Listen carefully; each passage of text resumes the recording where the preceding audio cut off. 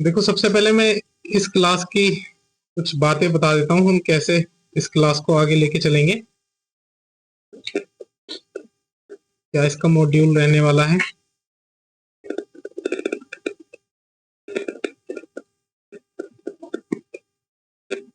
देखो,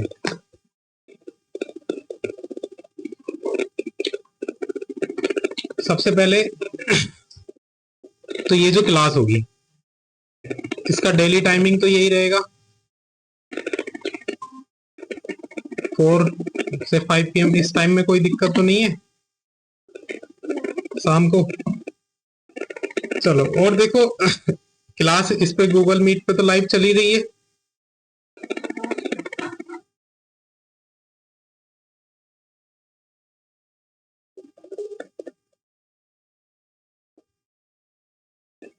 और लाइव होने के बाद ये तुम्हें क्लास जो मिलेगी ना, वो यूट्यूब पर भी मिल जाएगी रिकॉर्डेड फॉर्म में।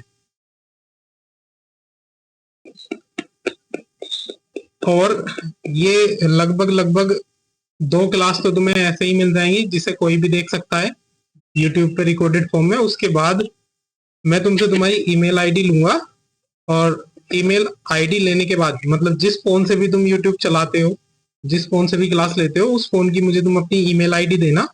वो मैं ईमेल आईडी तुम्हारी ऐड कर दूंगा अपनी यूट्यूब पर, जिससे जो ये क्लासें होती हैं वो रिकॉर्डेड फॉर्म में केवल और केवल तुम ही देख पाओगे। सही है, फिर और कोई नहीं देख पाएगा। क्यों? क्योंकि इस बैच के लिए तुम पैसे दे रहे हो तो केवल तुम ही देख पाओगे। सही है। बाकी आज तो देखना किस तरीके से पढ़ाता हूं मैं, समझ में आएगा। सही, इतना समझ में आया। डेली 4 बजे एक्टिव रहा करना, 4 बजे लिंक मिल जाया करेगी और 4 बजे से ही क्लास स्टार्ट हो जाया करेगी। 4 बजे से 5 बजे तक इस क्लास होगी, इससे लेट क्लास नहीं होगी। क्यों? क्योंकि अगर तुम लेट करते हो और ऐसा सोचते हो कि बाद से पढ़ा दूंगा, तो मेरा 5 बजे से एक दूसरा बैच रहता है 11th क्लास का, तो लेट नहीं करना है। सही है, क्योंकि मुझे 4 से 5 तुम्हारा बैच पढ़ा के फिर मुझे 11th का पढ़ाना है। ठीक, तो आज का चैप्टर शुरू करें। देखो, हम किस तरीके से पढ़ेंगे बता देता हूं मैं। एनसीईआरटी बुक चल रही है, ये पुरानी चल रही है। अरे है तो एनसीईआरटी ना। अब तो 9th क्लास से तो एनसीईआरटी ही चलती है। तो देखो, एनसीईआरटी बुक का हम 1 बाय 1 चैप्टर करेंगे, और हर एक चैप्टर का हर एक क्वेश्चन मैं करवाऊंगा। जैसे मैं तुम्हें दिखा देता हूँ, जैसे ये नंबर सिस्टम चैप्टर हम स्टार्ट करेंगे तो इसका ये एग्जाम्पल 1 भी करेंगे, प्लस एक्सरसाइज के क्वेश्चन भी करेंगे। सही है, हर एक क्वेश्चन सोल्व करवाऊंगा मैं, उसके बाद तुम्हें सोल्व करना है। तो देखो, सारी की सारी जो एनसीईआरटी है तुम्हारी मैथ की, हर एक चैप्टर का हर एक क्वेश्चन प्लस एग्जाम्पल हम करेंगे लास्ट में। क्या साइड बुक हो रहा है मैथ की। साइड बुक के क्वेश्चन भी मैं कराऊंगा जब एनसीईआरटी कंप्लीट हो जाएगी ना। वैसे तो एनसीईआरटी के ही जो कॉन्सेप्ट है वही साइड बुक में, बस नंबर ऑफ क्वेश्चन ज्यादा होते हैं। तो जैसे ही आपकी एनसीईआरटी का जो जो चैप्टर कंप्लीट होता रहे, हम साइड बुक से सोल्व करते रहे। अगर कोई भी क्वेश्चन समझ में नहीं आता है तो आप मुझे सेंड कर सकते हैं। अब देखो, एक तो एनसीईआरटी के हम सारे के सारे चैप्टर करेंगे, प्लस देखो जैसे ही क्लास हुआ करेगी तो इस क्लास में मैं जो भी कुछ पढ़ाऊंगा उसकी तुम्हें पीडीएफ मिल जाया करेगी।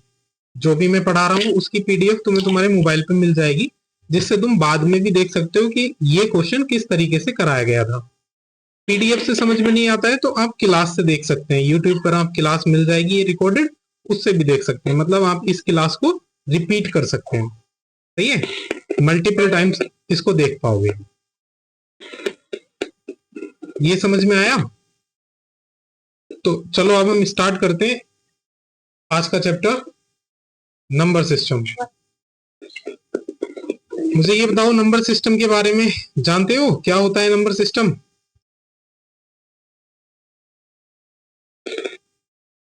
नंबर सिस्टम में हम क्या करते हैं?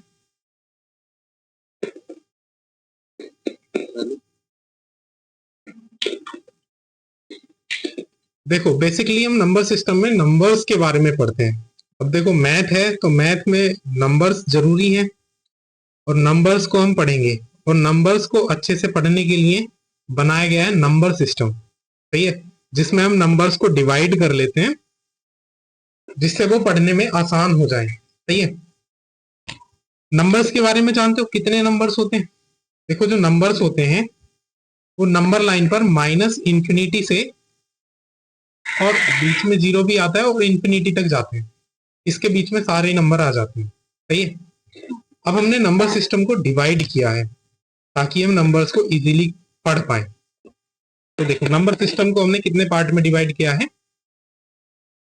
देखते हैं।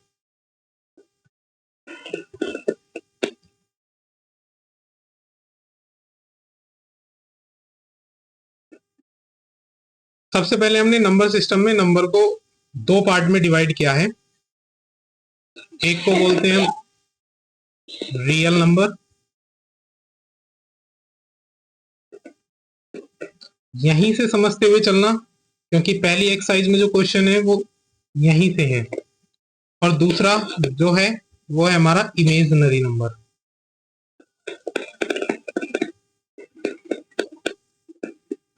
देखो रियल नंबर जो होते हैं उनको हमने फर्दर फिर से दो पार्ट में डिवाइड किया है,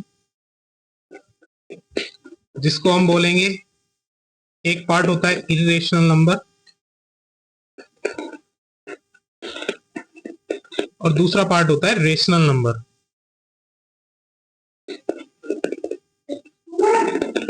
हमारे चैप्टर में हम ये दोनों नंबर्स पढ़ेंगे, इरेशनल और रेशनल नंबर, सही है। अब ये जो रेशनल नंबर होते हैं इनको भी फर्दर डिवाइड किया गया है। रेशनल नंबर को फिर से दो पार्ट में डिवाइड किया गया है, एक तो फ्रैक्शन और एक इंटीजर्स। और फिर हम इंटीजर्स में बहुत सारे पार्ट देखते हैं, जैसे इंटीजर्स में ही हम पढ़ते हैं, क्या पढ़ते हैं, इंटीजर में हम पढ़ते हैं होल नंबर, इंटीजर में हम पढ़ते हैं नेचुरल नंबर, इंटीजर में ही हम इवन ओड भी पढ़ते हैं, और इंटीजर में ही हम प्राइम को प्राइम, ये सब इंटीजर के पार्ट होते हैं, सही है। अब देखो मैं इसको समराइज कर देता हूं, जो तुम्हारा चैप्टर है वो इतना ही है, बस केवल हम इसमें पढ़ेंगे रेशनल और इरेशनल नंबर, ये दो नंबर पढ़ेंगे, सही है। अभी 9th में 10th में ये चैप्टर फिर से मिलेगा तुम्हें, और उसमें भी हम रेशनल नंबर पढ़ेंगे, और 11th में हमें पढ़ने होते हैं इमेजिनरी नंबर। रियल नंबर और इमेजिनरी नंबर को मिला के एक दूसरा नंबर बनता है जिसको हम कॉम्प्लेक्स नंबर बोलते हैं, सही है। वो हमारा फिर 11th क्लास का पार्ट हो गया। तो अभी हमें रेशनल और इरेशनल नंबर पढ़ने हैं। अगर देखो मैं अब थोड़ा थोड़ा इसको डिटेल में बताता हूं। ये बताओ रियल नंबर्स क्या होते हैं?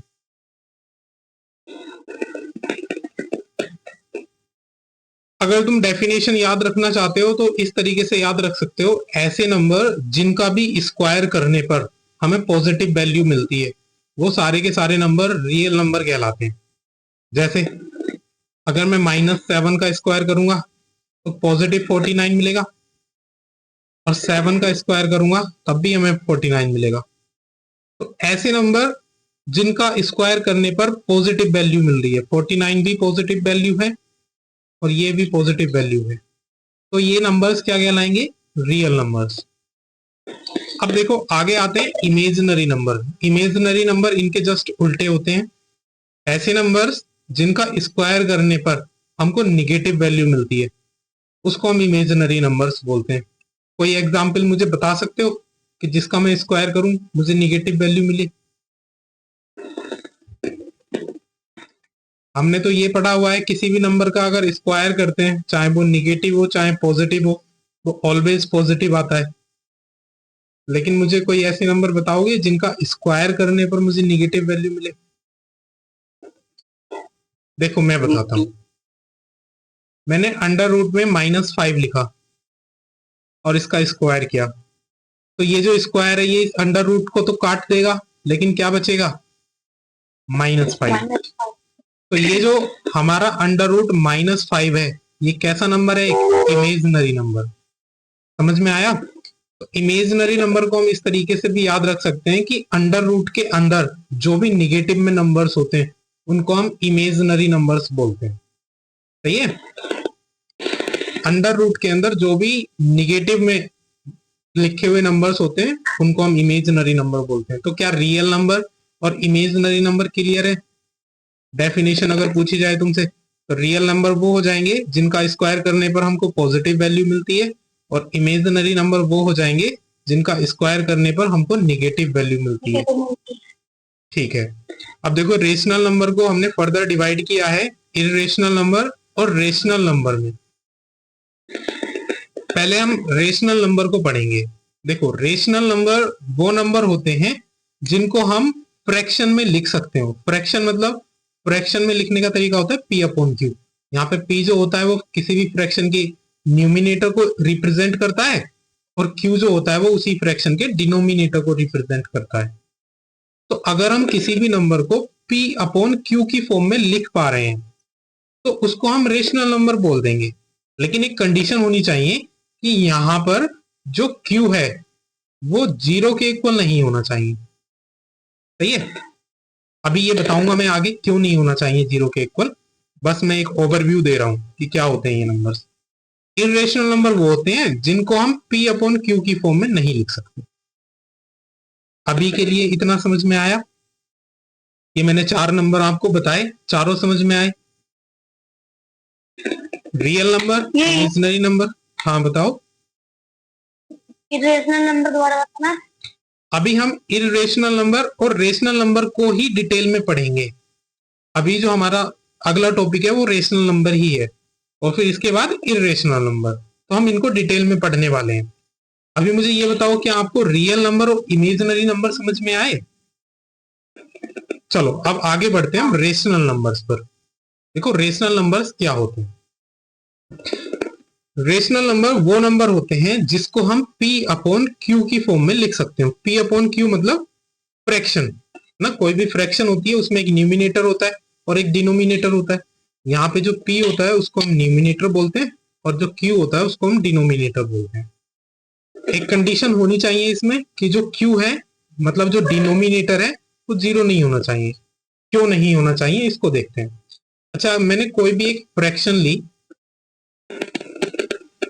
और मैंने उस फ्रैक्शन में अपोन में 0 लिख दिया, तो मुझे जरा इसकी वैल्यू बताओगे क्या आएगी?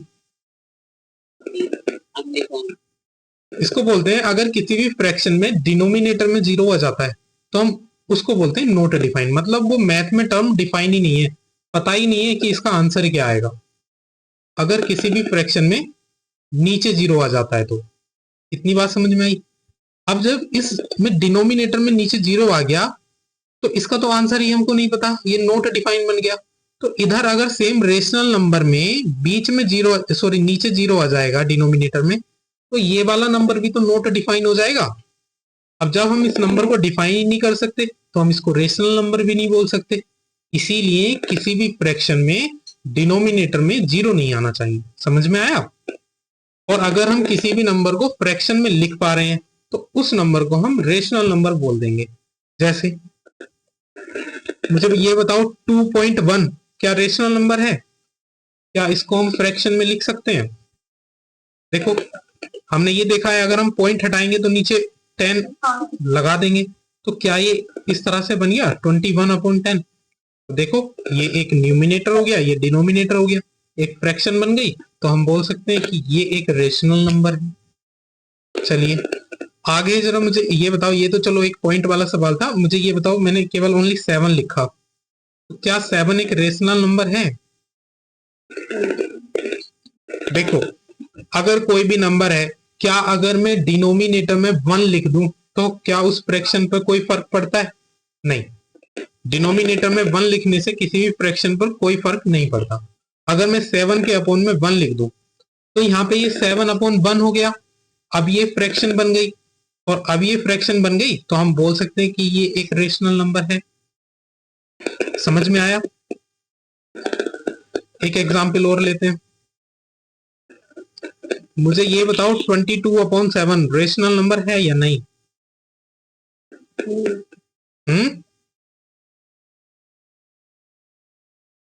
है। ये एक रेशनल नंबर है, ये सीधा सीधा लिखा हुआ तो है, देखो ये P अपॉन Q की फॉर्म में लिखा हुआ नजर आ रहा है, नहीं 22 यहाँ पे न्यूमिनेटर 7 डिनोमिनेटर, तो ये एक रेशनल नंबर है। लेकिन अगर मैं बोलूं पाई, क्या पाई एक रेशनल नंबर है? वैसे इसको हम आगे देखेंगे बहुत डिटेल में। देखो पाई की वैल्यू क्या होती है, देखो पाई की वैल्यू ना 22/7 नहीं होती, एक्यूरेट वैल्यू 22/7 नहीं होती। लेकिन हम कैलकुलेशन को इजी बनाने के लिए, ताकि बीच में कैलकुलेशन में कहीं 7 आए तो 7 से 7 कट जाएगा, इजी कैलकुलेशन बनाने के लिए हमने क्लास 8th में भी जब हमने मेंस्ट्रुएशन चैप्टर पढ़ा होगा तो पाई की वैल्यू को 22/7 रखा होगा एरिया कैलकुलेट करने में। लेकिन पाई की एक्चुअल वैल्यू 22/7 नहीं होती, क्योंकि अगर पाई की एक्चुअल वैल्यू 22/7 होगी तब हम इसको रेशनल नंबर बोल सकते हैं। लेकिन जब हम पाई की वैल्यू को कैलकुलेट करते हैं तो पाई की वैल्यू कुछ इस तरह से आती है 3.1428571 और इस तरीके से चलती जाती है। तो पाई एक रेशनल नंबर नहीं है। वैसे हम देखेंगे क्यों नहीं है रेशनल नंबर, आगे की क्लासेस में बात करेंगे इसके बारे में। लेकिन अभी केवल तुम मुझे ये बताओ कि रेशनल नंबर इतना समझ में आया कि जो नंबर P अपॉन Q की फॉर्म में लिखे जा सकते हैं उनको हम रेशनल नंबर बोल सकते हैं, सही है। चलो अब रेशनल नंबर के कुछ पार्ट्स की बात करते हैं। देखो जो रेशनल नंबर होते हैं,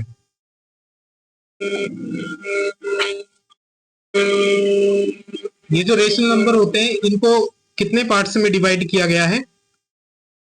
रेशनल नंबर को दो पार्ट में डिवाइड करा गया है ना। एक तो फ्रैक्शन नंबर और दूसरा इंटीजर। फ्रैक्शन पता है फ्रैक्शन क्या होती है? फ्रैक्शन वही जिसे हम न्यूमिनेटर अपॉन डिनोमिनेटर की फॉर्म में लिख सकते हो। और इंटीजर्स क्या होते हैं?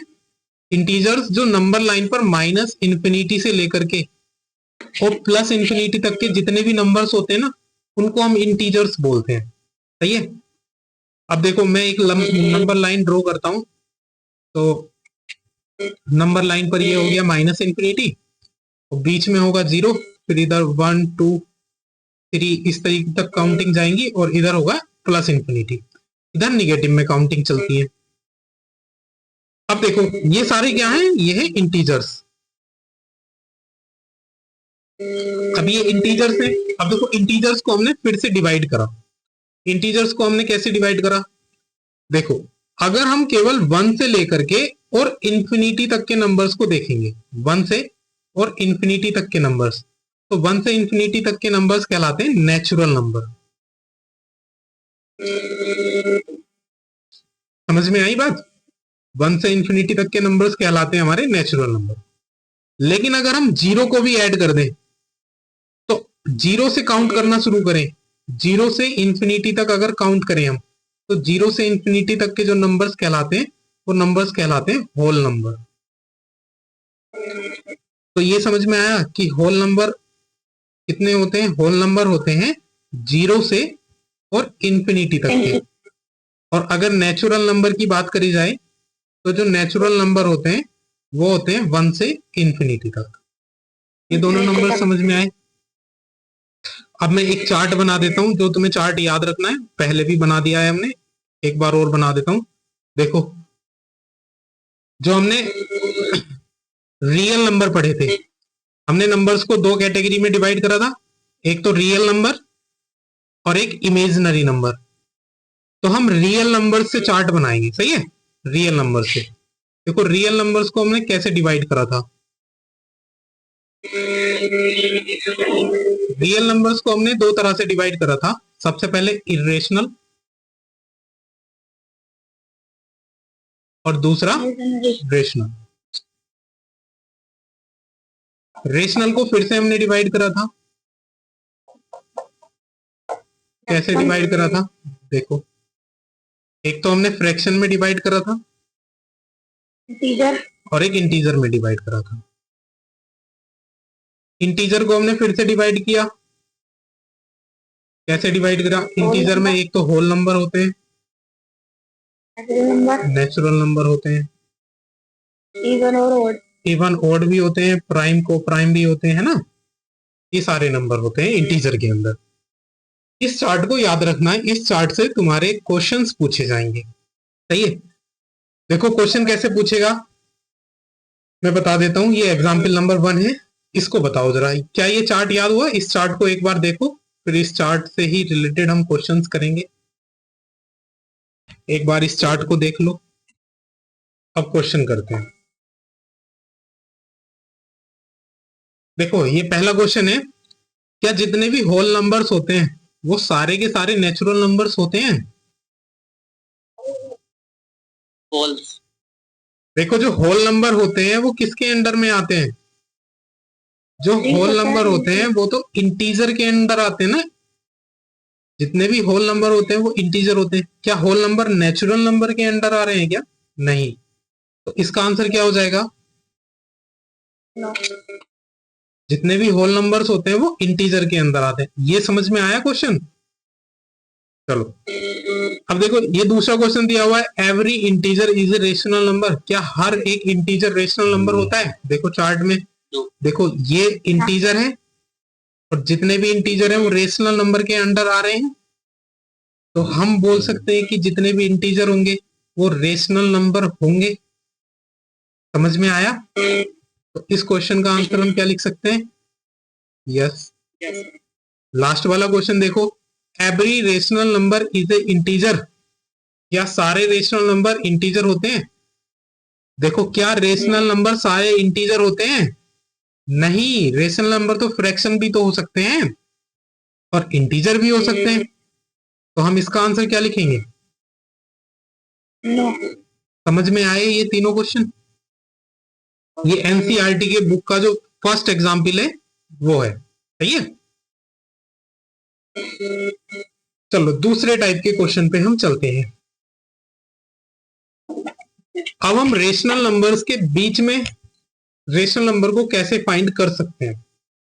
देखो इसमें एग्जाम्पल नंबर 2 में पूछा गया है कि 1 और 2 के बीच में 5 रेशनल नंबर फाइंड करने हैं। 5 रेशनल नंबर। तो देखो रेशनल नंबर के लिए मैं बता देता हूं। मान लो ये नंबर लाइन पे मैंने 1 है और ये नंबर लाइन पर ही 2 है। तो इन दोनों के बीच में, नंबर लाइन पे किसी भी दो नंबर के बीच में इनफाइनाइटली रेशनल नंबर्स होते हैं। बहुत सारे रेशनल नंबर्स होते हैं। जैसे देखो मैं यहाँ पे 1.1 लिख सकता हूँ, 1.2 लिख सकता हूँ, 1.3 लिख सकता हूँ। सही है। तो ऐसे करके 1 से लेके 2 तक के बहुत सारे नंबर्स हो जाएंगे, क्योंकि ये सारे के सारे रेशनल नंबर है नहीं। जैसे 1.1 की बात करें तो ये रेशनल नंबर है। कैसे है? पॉइंट हटाएंगे, नीचे 0 बढ़ा देंगे, बन गया रेशनल नंबर। सही है। अगर मैं पूछता तुमसे कि मुझे 1.1 और 1.2 के बीच में नंबर फाइंड करके दिखाओ, तो 1.1 और 1.2 के बीच में भी बहुत सारे नंबर होंगे। कैसे? ऐसे लिखा जा सकता है 1.11, 1.12, 1.13। इस तरीके से बहुत सारे नंबर होंगे नहीं। समझ में आया? तो देखो हमें इजी तरीके से अगर किसी भी नंबर्स के बीच में रेशनल नंबर फाइंड करने हैं तो हम किस तरीके से रेशनल नंबर को फाइंड करेंगे, उसके लिए देखो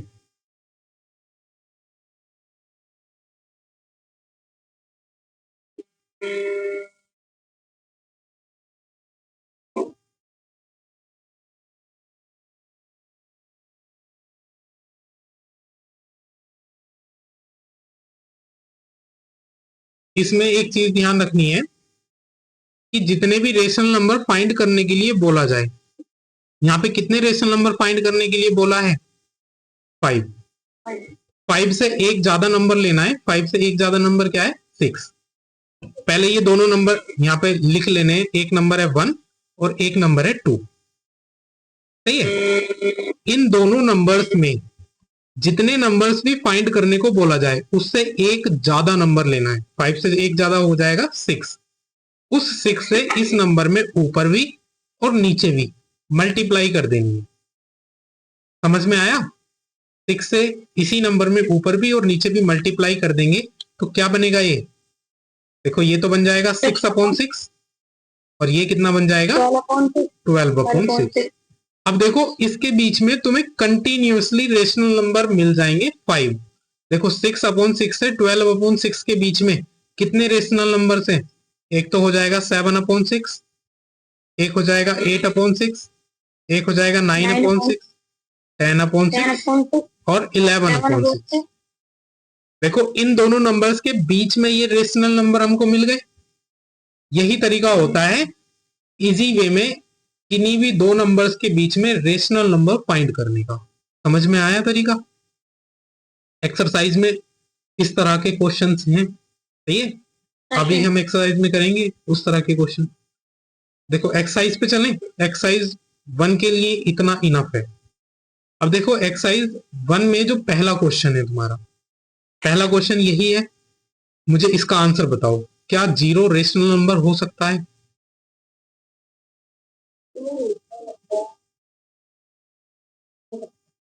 बताओ जरा। अगर आपको फ्रैक्शंस अच्छे से आती हैं तो आप इसको बता पाओगे कि 0 एक रेशनल नंबर है या नहीं है। देखो रेशनल नंबर हमने सिंपल सी डेफिनेशन पढ़ी थी कि अगर कोई भी नंबर फ्रैक्शन में लिखा जा रहा है तो वो रेशनल नंबर है। क्या 0 को हम ऐसे लिख सकते हैं क्या, 0/1? इसका ओवरऑल आंसर कितना होगा? 0 ही तो होगा। अगर किसी भी फ्रैक्शन में न्यूमिनेटर में 0 आ रहा है तो उसका आंसर 0 होता है। लेकिन ये ध्यान रखना, अगर किसी भी फ्रैक्शन के डिनोमिनेटर में 0 आ रहा है तो उसका आंसर नॉट डिफाइन होता है।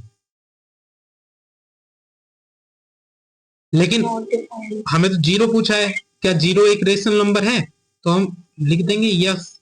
क्यों? क्योंकि 0 को हम इस तरीके से लिख सकते हैं ना, 0/1। क्या इसकी वैल्यू चेंज हुई? नहीं, वैल्यू तो अब भी इसकी 0 ही रही 0/1 लिखने के बाद भी। अब ये रेशनल नंबर क्यों बन गया? क्योंकि ये फ्रैक्शन में हो गया। ये फ्रैक्शन का न्यूमिनेटर, ये फ्रैक्शन का डिनोमिनेटर। तो हम लिख देंगे yes, because it can be written as P/Q। जैसे 0/1 लिख सकते हैं इसको। अरे समझ में आया? ध्यान रखना किसी भी फ्रैक्शन में बस डिनोमिनेटर में 0 नहीं होना चाहिए। न्यूमिनेटर में 0 हो सकता है, हो सकता है तो उसकी वैल्यू 0 हो जाएगी। लेकिन डिनोमिनेटर में अगर 0 आ गया तो उसकी वैल्यू नॉट डिफाइन हो जाएगी। इसलिए ना तो फिर वो फ्रैक्शन ही रहेगी, मतलब वो नॉट डिफाइन है, उसे डिफाइन ही नहीं कर सकते। अगर न्यूमिनेटर में 0 है कोई दिक्कत नहीं है, वो एक फ्रैक्शन है जिस फ्रैक्शन की वैल्यू 0 है, हम ऐसा बोल सकते हैं। समझ में आया? तो जरा मुझे ये क्वेश्चन करके दिखाओ, find 6 rational number between 3 and 4। ये एक्सरसाइज फर्स्ट का क्वेश्चन नंबर 2 है। अरे तुम्हें अपने फोन में देखने में कोई दिक्कत तो नहीं हो रही? फोन को हॉरिजॉन्टली रखना और फुल स्क्रीन पे कर लेना, ये वाली जो डिस्प्ले आ रही है तो फुल स्क्रीन पे चल जाएगा, सही है।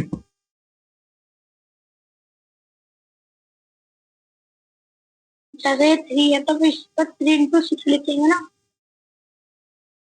6 रेशनल नंबर पूछे गए हैं तो 6 से एक ज्यादा है, 7 से मल्टीप्लाई करेंगे।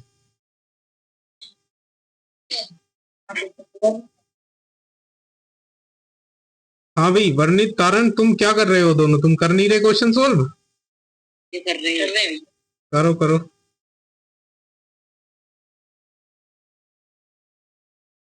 और आपका क्या नाम है? आप भी दयानंद में पढ़ते हो ना? हाँ? नहीं प्रशांत, तुम नहीं? हमने पहचान नहीं नहीं, तुम्हारा तो पता है मुझे।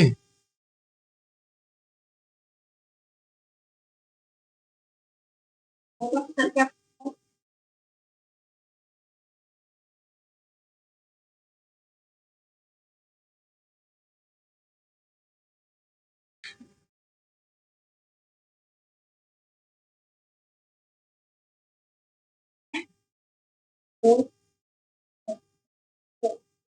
हो गया।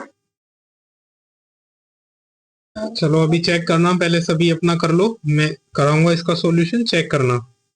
जैसे ही सब कर लो मुझे बता देना। आइए भैया। आपका भी आ गया?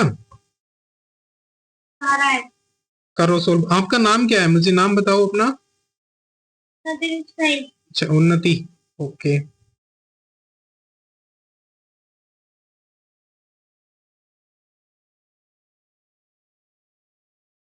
हो गया। चलो देखो, अब इसका सॉल्यूशन देखते हैं, अपना अपना चेक करना, मैं करा रहा हूं इसको। देखो, वही 6 भैया। रेशनल नंबर फाइंड करने हैं, तो हमें 6 से एक ज्यादा, मतलब 7 से मल्टीप्लाई करनी पड़ेगी। 3 में भी, तो 3 के न्यूमिनेटर और डिनोमिनेटर में मल्टीप्लाई कर देते हैं। वैसे ही 4 के न्यूमिनेटर और डिनोमिनेटर 7। 7 3 से 21/7 हो जाएगा ये, और ये 7 4 से 28/7। चलो, अब रेशनल नंबर फाइंड करते हैं इनके बीच में। तो लिख देंगे सीरीज से जितने भी है 28 तक। 22 23/7, 24/7, 25/7, 26/7 और 27/7। समझ में आया क्वेश्चन? चलो अगला करके दिखाओ। देखो, ये 3/5 लिखा हुआ है और ये 4/5 लिखा हुआ है। इसके बीच में 5 रेशनल नंबर फाइंड करने हैं हमको।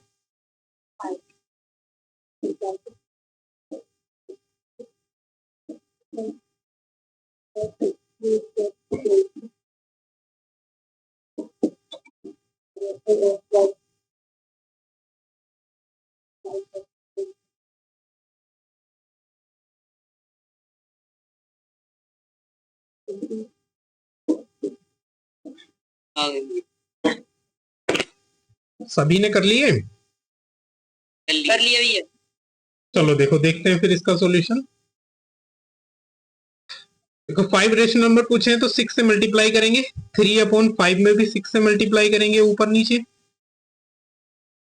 और 4/5 से भी मल्टीप्लाई, 4/5 में भी मल्टीप्लाई करेंगे 6 से ऊपर नीचे। तो कितना हो जाएगा हमारा? 6 3 18 और 5 6 30। इधर 6 4 20 और 5 6 30 है, 24 हो जाएगा ना। 6 4 24। तो देखो नंबर्स जो आएंगे, कितना आएगा? 19/30, 20/30, 21/30, 22/30, 23/30। ये नंबर्स आ गए इनके बीच में। अच्छा, मैंने एक वीडियो की लिंक भेजी थी जिसमें मैंने स्क्वायर्स फाइंड करना बताए थे, वो देखी सभी ने? निकालना सीख गए कैसे हम इजीली स्क्वायर्स को फाइंड कर सकते हैं? ऐसे ही मैं क्या बोलते हैं, अगर आपके 20 तक स्क्वायर लर्न होंगे तो मैं आपको ऐसे ही एक दो वीडियो और भेजूंगा, और 1 से लेके 120 तक आपको इजीली कैलकुलेट कर सकते हो विद इन 3 से 4 सेकेंड में। ये सारे स्क्वायर, बस प्रैक्टिस की जरूरत पड़ेगी आपको। ओके, चलो अगला क्वेश्चन करते हैं। अगला क्वेश्चन, ये एनसीईआरटी का क्वेश्चन नंबर 4 दिया हुआ है, ट्रू और फॉल्स बताना है। पहला question, every natural number is a whole number. Table याद है जो मैंने अभी टेबल बनवाई थी? इसमें पूछा गया है क्या हर एक नेचुरल नंबर होल नंबर होता है? देखो, नेचुरल नंबर अलग है और होल नंबर अलग है। क्या होल नंबर नेचुरल नंबर के अंदर आ रहे हैं? होल नंबर इंटीजर के अंदर आ रहे हैं, नेचुरल नंबर के अंदर थोड़ी ना आ रहे हैं। होल नंबर अलग है और नेचुरल नंबर अलग है, तो इसका आंसर क्या हो जाएगा? इसमें बोला गया है कि सारे नेचुरल नंबर होल नंबर होते हैं।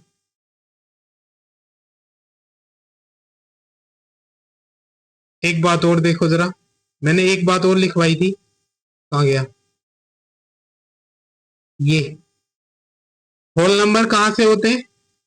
0 से इंफिनिटी। और नेचुरल नंबर कहां से होते हैं? 1 से इंफिनिटी। तो क्या ये तो हो गए होल नंबर और ये हो गए नेचुरल नंबर, क्या इतना पार्ट होल नंबर के बीच में भी आ रहा है? तो अगर देखो इस वाले टेबल से देखेंगे तो इस वाले टेबल से कंफ्यूज मत हो जाना। मैंने एक बात इससे पहले लिखवा रखी है कि देखो, होल नंबर होते हैं 0 से लेके इंफिनिटी, और नेचुरल नंबर होते हैं 1 से लेके इंफिनिटी। तो जो 1 से लेके इंफिनिटी के बीच में, 0 से लेके इंफिनिटी के बीच में, ये तो हो जाएंगे यहां से होल, और ये हो जाएंगे 1 से नेचुरल। तो होल नंबर्स के अंदर नेचुरल नंबर्स आ जाएंगे। सही है? और तुम यहाँ पे कंफ्यूज हो गए थे मैंने जब इस टेबल को तुम्हें दिखाया। ये ध्यान रखना, कि होल नंबर्स तो होते हैं 0 से इंफिनिटी और नेचुरल नंबर होते हैं 1 से इंफिनिटी। तो होल नंबर के अंदर नेचुरल नंबर आते हैं। सही है, समझ में आया? चलो, इसका आंसर हो जाएगा यस। ये बताओ, every integer is a whole number. क्या हर एक इंटीजर होल नंबर होता है? बताओ मुझे। ये देखो इंटीजर है, इंटीजर को हमने डिवाइड करा था होल नंबर में, नेचुरल नंबर में। इंटीजर सारे के सारे होल नंबर तो नहीं होते, इंटीजर तो नेचुरल भी हो सकते हैं। सही है, तो इसका आंसर क्या हो जाएगा? फॉल्स, या नो लिख सकते हैं, फॉल्स लिख सकते हैं। सही है। ये बताओ, every rational number is a whole number. क्या हर एक रेशनल नंबर होल नंबर होता है क्या? नहीं, रेशनल नंबर फॉल्स हो जाएगा। रेशनल नंबर तो फ्रैक्शन भी होता है और इंटीजर भी होता है, इंटीजर के अंदर आते हैं होल नंबर। सही है, तो ये क्या हो जाएगा? फॉल्स। तो ये समझ में आया आपको? देखो, ये एक्सरसाइज आपकी फर्स्ट थी एनसीईआरटी की। सही है, एनसीईआरटी की फर्स्ट एक्सरसाइज हमने कंप्लीट कर ली है। अब जो हम कल की क्लास में करेंगे वो इर्रेशनल नंबर करेंगे। सही है, जो एक्सरसाइज सेकंड में यूज होगा इर्रेशनल नंबर। अब मुझे आप ये बताओ,